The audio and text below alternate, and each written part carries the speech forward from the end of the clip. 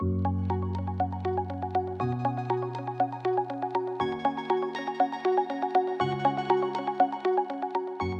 I would like to talk to you about today is actually why it is so important to make our science open. And as we just heard from Director Vandenberger, there is a beautiful marriage happening right now between sustainability and open science.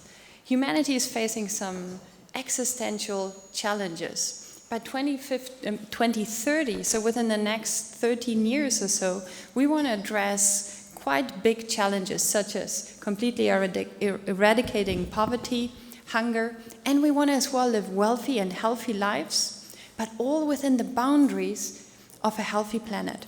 And this is really where the challenge lies. Because if the 8 billion people, everybody on this planet, is supposed to have equal opportunity to the same living standards, the same health, as the currently 1.3 billion Europeans and North Americans, then we have to radically change our food supply systems and our energy systems. Because what's happening over the past 50 years is that we've been bringing our ecosystems to their limits. We're polluting our air. We're treating our oceans as garbage bins. We're destroying our forests so we can grow more food. And we've caused the 6th mass extinction, where species are basically dying away on a daily basis. And we're bringing our climate to a tipping point, probably, from where there might be just no return. So over the next 50 years, we have to completely change the way, move towards clean energy and towards sustainable food production if we want our children to stand a chance to enter a 22nd century. And the great news is that science has all of these solutions, and they're already here. If you look, for example, at clean energy, this is a development in solar that has started already 180 years ago. And over numerous innovation cycles, both in academia as well as in industry, solar and wind energy for the first time became cheaper just last year. And this is really the basis for mass adoption of these new clean energies.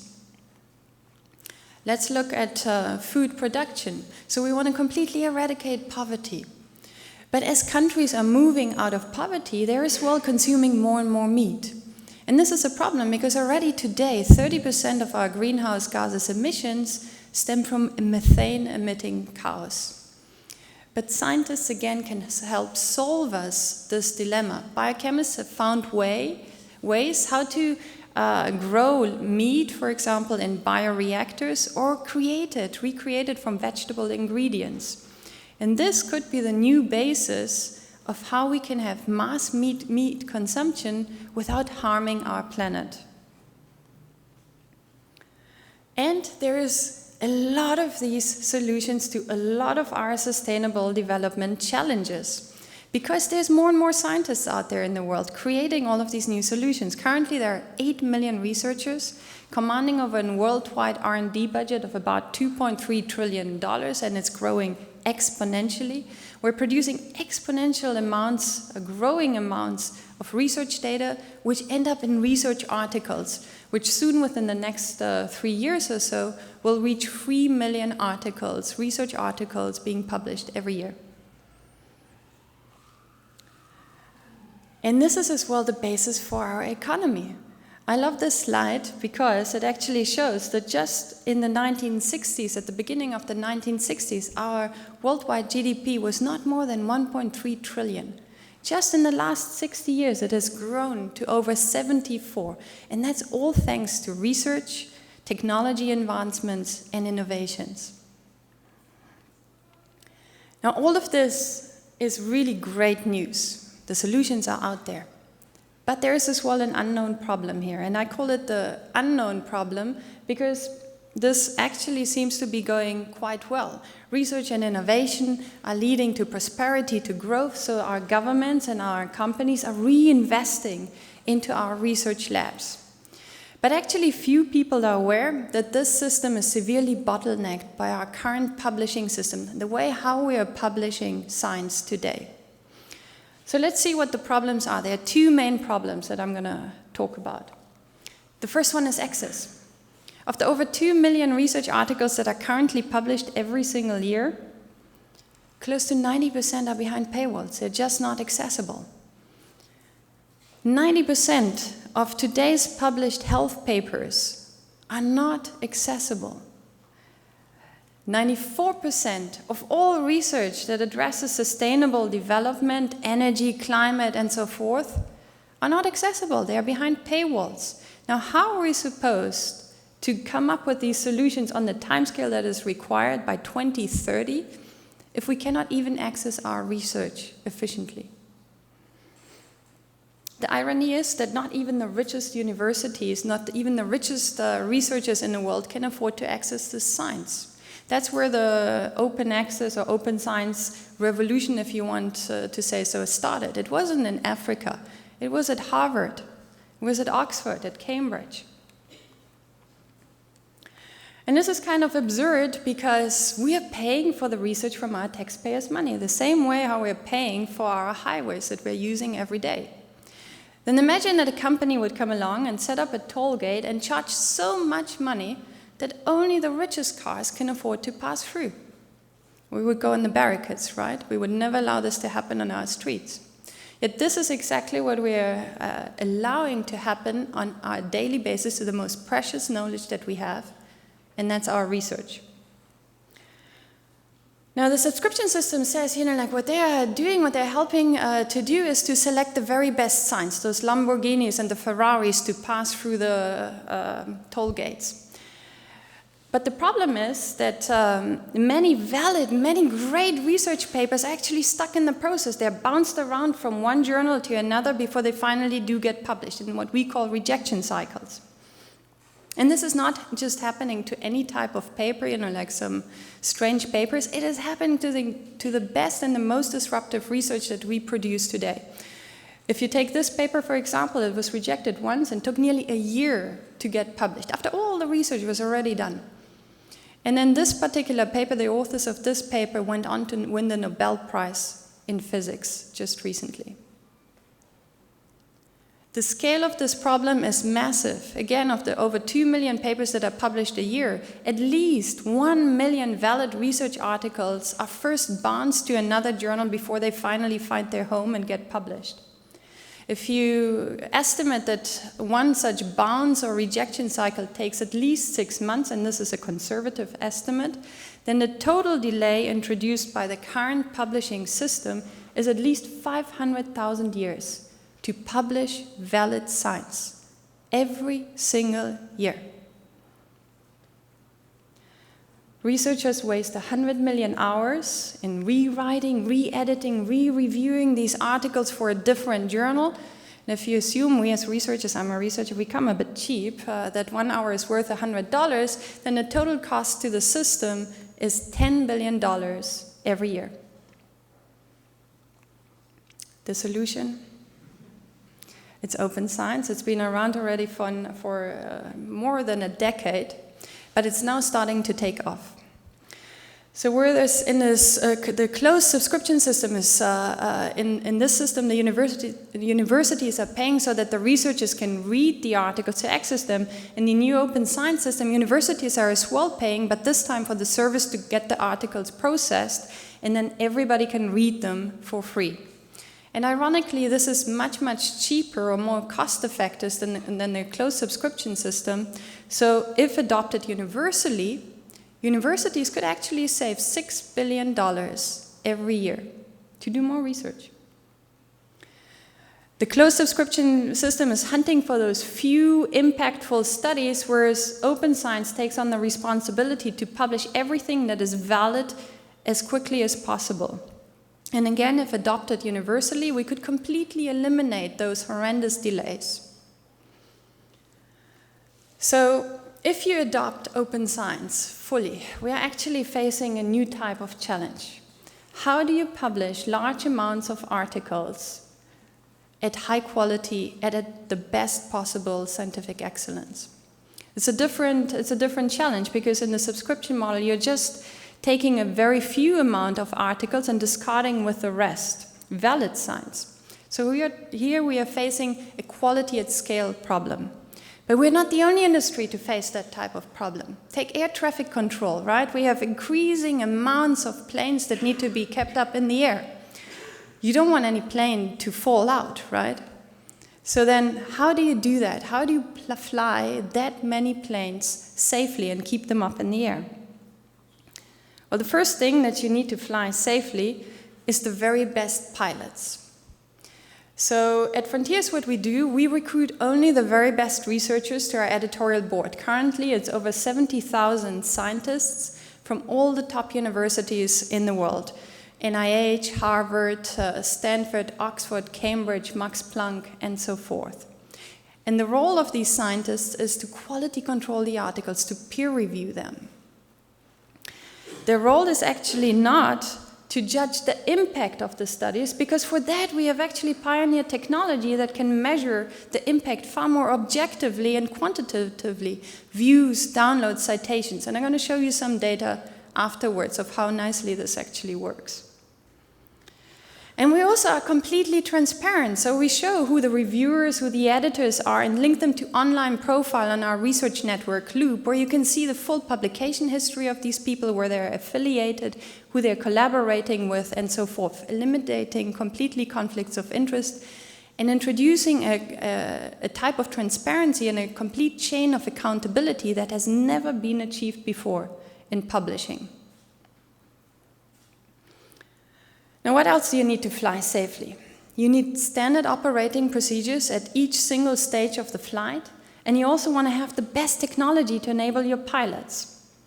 So it's for this reason that we've built this large open science platform, online platform, internet platform, where researchers can review articles efficiently, where editors are automatically alerted to tasks that require their attention, while in the background, thousands of workflows actually start guiding the articles through the pipeline. And that is basically how you do it. You take the very best researchers, you take and pair them with the very best technology, and that's a way of how to produce quality. And let's see whether this works. Let's look at some of the evidence. I'm going to show you that open science actually works extremely well. You'll probably be surprised to hear that today the world's most cited journals are open journals. If we, for example, look at the multidisciplinary journals as they're listed in the journal citation reports published by Thomson Reuters, you'll see that +1. This is an open access journal which was started about 10 years ago at the NIH. +1 receives more citations, or the articles in +1 receive more citations than 3 of the world's most prestigious science journals combined. And the same is as well the case for all the specialty journals. Here, Frontiers, for example, is publishing the world's most cited psychology journal, the most cited neuroscience journal, the most cited plant science journal. In every other category we're listed, we're amongst the top most cited journals. These are total citation rates, but if you prefer to look at average citation rates over a certain time window, that's the impact factor, then you'll as well find that Frontiers journals in over 20 categories were listed are amongst the highest rank amongst the highest percentiles on impact factor, meaning they are amongst the most impactful journals in the world. So open science works really well. Let's look at readership impact. And it's some of the data that you can visualize when you have these alternative metrics where you measure views and downloads. So Frontiers published over 70,000 articles to date, and they received 300 million views and downloads, as you can see, massively from all over the globe. A lot in Europe and in the US, but pretty much everywhere. And interestingly, some of the most views and downloads actually come from economic hubs, such as the Silicon Valley or Shenzhen in China. And here I'm zooming in just on a particular article on gene editing, which is a very hot area in genetics today. And you can see that, yes, this article is here downloaded in Stanford, but many more views come from startup areas in Palo Alto or even from Google. Okay? Because the reality is that today all companies, whether they're small or big like Google, depend on science and technology and innovation to survive and thrive. Today's economy, it's a knowledge economy. And in this context, having this rapid and efficient and open access to the latest research is what gives you the competitive economic advantage. So another great example to actually illustrate the economic impact of open science is the Human Genome Project. Here at first people tried to patent genes, lock them away in expensive databases, but then luckily for all of humanity it was actually decided, let's make this free and open. And the economic impact of this has been enormous. For every single dollar invested in the Human Genome Project, $145 were made in return. It basically triggered the entire biotech industry, today worth billions of dollars every single year. So it is for all of these reasons that we need open science now. I think, like the arguments are quite obvious. And it's great because everywhere in the world, people, funders, governments, universities are mandating open access to research articles and access to data. And Europe, very clearly, has a leading role in all of this. Just last year, Commissioner Möders mandated that all European-funded research articles must be free to access by 2020. And we see that leadership role as well, not just in the articles, but as well, as we just heard, in the open science cloud. So a concerted effort, this is really a leadership role that Europe is taking here, in linking now as well the articles to the data behind that. I'm convinced that this will be the new basis for a new type of economy in Europe, but worldwide as well. We see Europe's leadership role as well reflected in our own sample. So this is Frontiers data that I'm showing you. As I said, more than 70,000 articles published. And most of our articles actually come from Europe, so do most of our authors and most of our editors. So we see that open science has really been embraced very strongly by the European academic community. But we also see that European research has very high impact. So here we are plotting the average views and downloads for the top 10 producing countries. And what you can see that out of the top 10, 6 are European countries. The most viewed and downloaded research actually today in our sample comes from the UK. And you can again see that complete global impact of that European science. Every corner of the world is reading and downloading European research. But we see it as well in the citation rates. Here again, 6 out of 10 countries are European countries, now with the most cited articles actually coming out of the Netherlands, as you can see here. But that's not the end of it. The cherry on top of that is the EU-funded research. So in our sample, we have over 3,500 research articles that are funded directly by Horizon 2020 or FP7. And you can see that the EU-funded research is actually the most cited in this particular sample, even more than any other country. So Europe is actually doing quite a good job in selecting the best researchers to be funded as well. While all of this is great news, it's just a drop in the ocean. That is something that we should not forget. It's just the tip of the iceberg.